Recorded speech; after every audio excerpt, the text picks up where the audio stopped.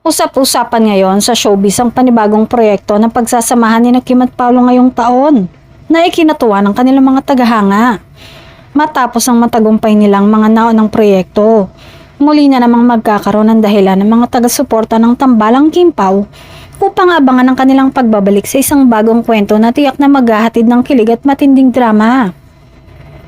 Ayon sa mga ulat, naghahanda na umano ang dalawa para sa panibagong proyekto na posibleng ipalabas sa mga darating na buwan.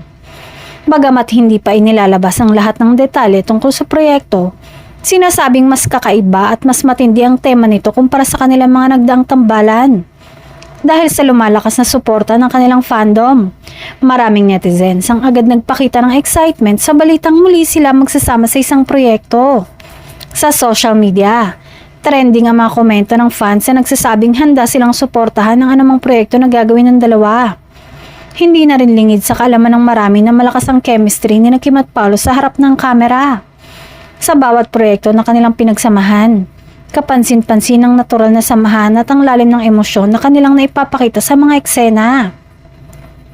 Bukod sa kanilang talento sa pag-arte, hinahangaan din ng fans ang pagiging professional at magaan nilang samahan sa likod ng kamera. Marami ang nagsasabing ang kanilang magandang working relationship ang isa sa mga dahilan kung bakit patuloy na tinatangkilik ng publiko ang kanilang tambalan.